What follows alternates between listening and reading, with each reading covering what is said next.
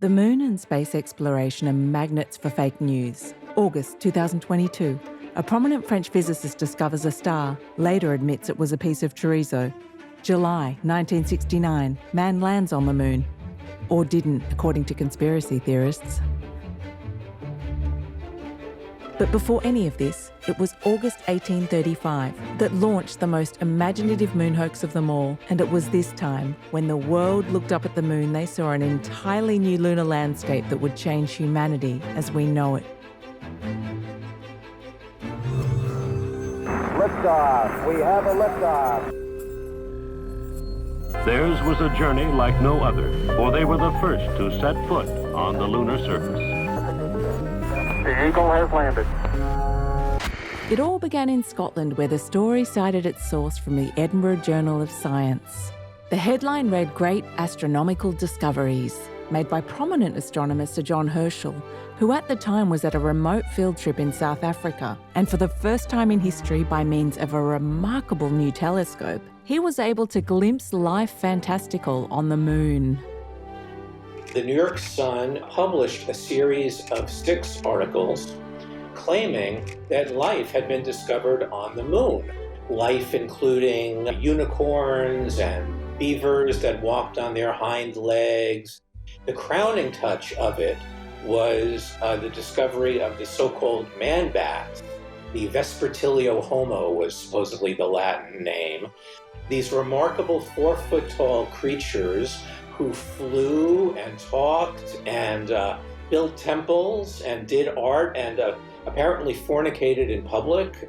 Let's stop here. In case you missed that, he did say man-bats on the moon fornicating in public, and people actually believed it. The series caused a tremendous sensation. It was reprinted in rival newspapers. By some estimates, 90% of the people in New York City believed it.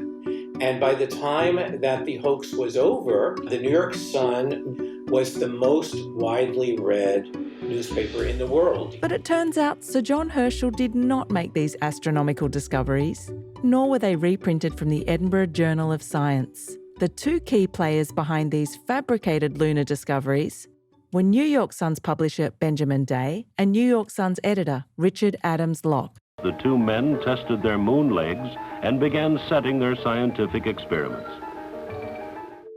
The New York Sun was one of the first penny papers. Its publisher Benjamin Day set out to create a tabloid paper affordable for everyone. With means of advertising, cheaper and faster steam-powered printing methods, papers plummeted from 6 cents to 1 cent. Before the penny press, papers were subscription-based and marketed to the elite. The penny papers were hawked on the street by paper boys and available to everyone. Richard Adams Locke had created the most successful newspaper hoax of all time, but he had not intended it as a hoax. And while this was a successful fake news story for Day, it was a satire gone wrong for Locke. But to understand why people believe this fantastical story meant as a satire, we need to see what was happening back down on Earth. New York, 1830s. New York was divided between pro-slavery and anti-slavery. Violent anti-slavery riots had hit the streets. People were hungry to escape the civil unrest. The remedy? To the moon! And while people looked to the skies, religion was also having a second awakening. The astronomers of the time were religious astronomers.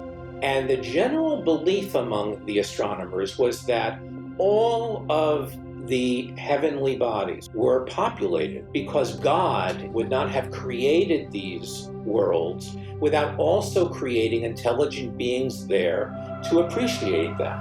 And one of the popular astronomers was Thomas Dick. He was the Carl Sagan, Neil deGrasse Tyson of the day, and he believed there was a population on the moon of over 4 billion creatures. Now, Richard Adams Locke found this all preposterous. He felt that this was religion impinging on the free play of science. And so what he decided he was going to do was to write a series of articles that lampooned the beliefs of these religious astronomers. And he said, if you believe that there are lunarians, creatures on the moon, I will give you lunar man-bats. And if you believe that there are seas full of water on the moon, I will give you seas full of water on the moon. And meanwhile, I will dress it all up in the kind of high-flown scientific rhetoric that you use just to expose your ideas. And while scientific Locke played devil's advocate, little did he know God's work was already done. What he had not anticipated, and this is the great irony of the moon hoax, was that the people of New York, and subsequently of America generally, had been so schooled in the ideas of these religious astronomers that when these articles came out, they simply believed them. They simply believed that they were true because it was so much like what they had already been reading. And to add to the irony, religious groups started raising money to get Bibles up to the moon. This was not something that he had anticipated at all. He was in a great deal of distress because he knew that it wasn't true, and yet he did not feel that he had the right to reveal this because the series belonged to his publisher. The New York Sun wanted to profit as much as they possibly could, and so they put out a lithograph. They hired a local artist to create a drawing of the lunar landscape based on the remarkably detailed descriptions that Locke had given. But then what happened was that the series became republished, not just in America, but all over the world. And so if you go back and look at these 19th century editions, you see lunar mad bats in all kinds of artistic styles. Today it's impossible to escape fake news. In 2017, fake news was even named Word of the Year. But fake news is not a new phenomena.